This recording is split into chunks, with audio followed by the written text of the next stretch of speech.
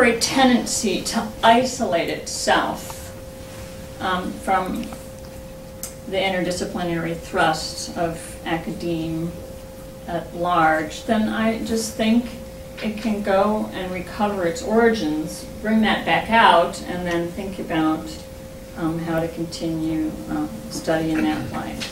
So I want to remind everyone that philosophy was always, at least in its Greek origins, it was always broader than an academic discipline.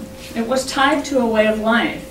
Pierre Hadot's book, recent book in 1995, under the title Philosophy as a Way of Life, tries to remind people that there wasn't such a big difference in the early days around the Mediterranean between the birth of philosophy and other kinds of things that were going on that were linked to spiritual exercises. Philosophy, if you were a philosopher, if you were going to be a philosopher, a lover of wisdom, how you thought had to be tied to a way of life, and a way of life reciprocally informed your capacity to think well.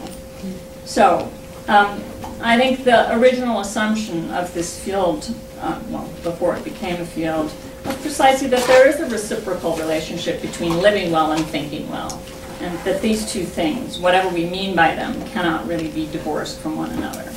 And of course, along with that assumption went a couple of other ideas. One was that not all practical endeavors that we can take up as human beings yield well-being.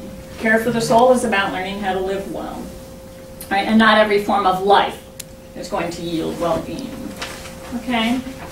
Now, with that as a general backdrop, I'm going to make a couple evocations, as I call them. I'm moving in the evocative today, as I said, rather than the analytical, which puts